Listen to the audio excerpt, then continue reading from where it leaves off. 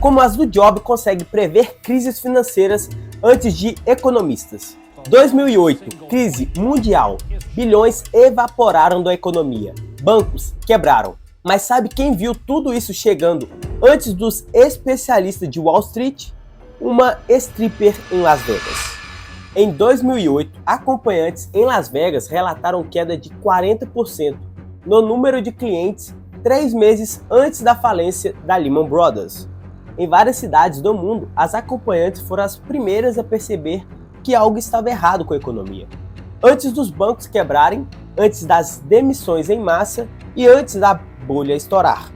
E isso não aconteceu só uma vez. Aconteceu na crise de 2008, na pandemia e talvez esteja acontecendo de novo agora. Aposto que você nunca imaginou que profissionais do S pudessem servir como termômetro na economia, né? Mas talvez elas, sem usar planilhas ou gráficos, entendam mais de economia do que muitos especialistas de terno e gravata com MBA em Harvard. E esse vídeo irei falar sobre sensibilidade econômica e sobre observar o que ninguém está observando. Ainda irei mostrar que não são só as do Job que sentem a crise chegando. Tem mais sinais invisíveis, como aumento na venda de batons ou uma dica de investimento de um Uber.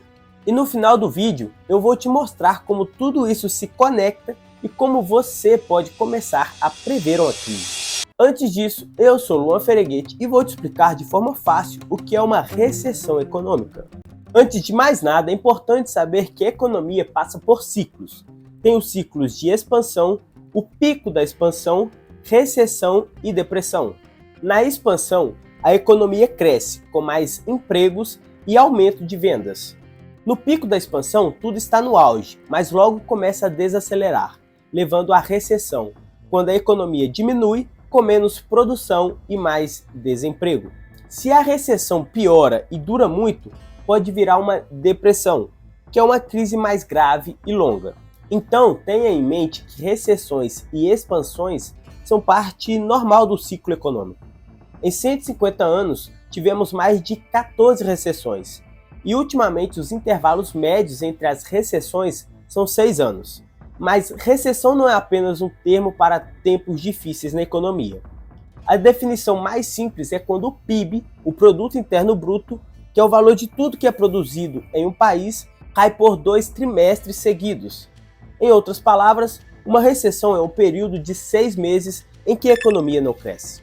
E a recessão pode acontecer por diversos fatores, como por conta de crise sanitária, como foi durante a pandemia, por questões geopolíticas ou por crises em setores específicos, como foi o caso da recessão de 2008 devido a uma crise no mercado imobiliário dos Estados Unidos. Neste caso em específico, os bancos começaram a dar empréstimos para as pessoas que provavelmente não conseguiriam pagar, e esses empréstimos foram vendidos para investidores. Quando as pessoas não conseguiram pagar suas contas, os preços caíram e muitos bancos grandes faliram. Isso causou uma grande perda da confiança na economia, levando a uma crise financeira global. Mas, independente do motivo, o fato é que durante uma recessão, as pessoas seguram os gastos, pois não sabem o que acontecerá no futuro. Nesse período, as pessoas priorizam gastos essenciais como alimentação, saúde ou moradia. Dessa forma, itens que não são de primeira necessidade saem do radar de consumo da população, por exemplo, idas a clubes noturnos. Aí que entra o índice das do Job. A teoria é que quando uma recessão está se aproximando, as primeiras pessoas a perceberem esses indicadores, antes mesmo de PhD em economia, são as acompanhantes de luxo. Elas percebem que a economia está indo para o buraco quando o cara que deixava R$500 de gorjeta na sexta passada, hoje nem apareceu. Catherine Denor, gerente de uma casa de entretenimento adulto e doutorado em psicologia organizacional, notou um declínio nos negócios logo após a eleição de Donald Trump em novembro de 2024. Strippers nos Estados Unidos também estão sentindo o impacto. A dançarina e influenciadora Vulgar Vanity disse que quando começou a dançar em 2022, conseguia ganhar 6 dígitos apenas dançando em alguns grandes eventos em Austin, como o Grande Prêmio de Fórmula 1 e o Festival de Música South. Este ano já é um pouco diferente. Ela nem sequer foi a esses eventos, pois entrou um dia em um desses eventos e percebeu a boate completamente vazia.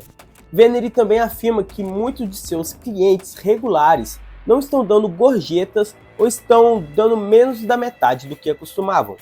Ela logo ressalta que é apenas uma dançarina e, obviamente, não é economista. Mas ela observou que outras dançarinas e funcionários que também recebem gorjetas também estão sofrendo. Sua teoria é que seus clientes não estão dando mais gorjetas tão generosas devido ao aumento dos custos e à incerteza econômica. Venere teme que isso signifique que estamos à beira de uma recessão ou depressão profunda. Outros setores que sofrem esses mesmos impactos são das vendas de cosméticos. Mas antes de explicar como, já deixa o like e se inscreva no canal. Bom, vamos lá. Em tempos difíceis, as pessoas preferem comprar pequenos itens, como batom, em vez de gastar muito em coisas caras. O índice do batom mostra que quando o dinheiro está apertado, as pessoas escolhem luxos baratos que ajudam a se sentir melhor. Durante a recessão de 2008, as vendas de cosméticos aumentaram, mostrando que mesmo em crise, as pessoas buscam pequenas compras para se dar um conforto sem gastar muito. Outro indicador é o indicador do engraxate, que não tem a ver exatamente com sapatos, e sim com a história de Joseph Kennedy, que vendeu todas as suas ações de uma empresa depois que o engraxate lhe deu uma dica que ações daquela empresa eram boas. A reflexão é que quando pessoas comuns, não especialistas de investimentos, ficam extremamente entusiasmadas com o mercado, esse tipo de alta generalizada pode sinalizar que é hora de ser cauteloso. Porque se todo mundo está entrando naquele investimento, é sinal de que a alta chegou no limite, e a queda pode ser em questão de tempo. Nos tempos de hoje, que muitas pessoas trocaram os sapatos por sneakers, o parâmetro virou os gurus de investimentos ou até mesmo o seu motorista de Uber. E não estou dizendo que isso significa que essas pessoas, como engraxates ou motoristas de Uber, são menos informadas. Isso, na verdade, mostra como o conhecimento sobre o mercado financeiro chegou a muitas pessoas, não só especialistas. E embora seja ótimo que o conhecimento esteja mais acessível, trata-se de entender como um sinal para verificar se o hype está superando os fundamentos. Esses indicadores são considerados por muitos especialistas indicadores anedóticos, mas isso não significa que o índice das acompanhantes sejam totalmente inútil. Muitos encaram como apenas um barulho estranho no motor. O exemplo do barulho estranho no motor é útil, pois se você estiver dirigindo e ouvir um barulho estranho, vai parar para investigar. Se ouvir um acompanhante falar sobre gorjetas caindo ou começando a ter dificuldades financeiras, é interessante coletar esses dados e investigar. E se você não quiser pagar a hora de um acompanhante para uma consultoria de investimento, existe uma empresa pública chamada RCI Hospitality, que é a maior empresa de conglomerados de clubes de strip. E não querendo assustar, seu preço de mercado caiu 57% nos últimos 2 anos. Mas sabe o que é mais curioso? O medo de uma crise pode ser mais perigoso que a própria crise. Quando os jornais começam a colocar notícias prevendo crises, recessões, avisando para preparar para o pior, as pessoas começam a acreditar que crises realmente estão chegando e naturalmente passam a gastar menos, evitando de comprar um carro, de comprar uma casa ou até mudar de emprego. E essas mudanças no comportamento em massa acabam gerando uma queda real na demanda por produtos e serviços.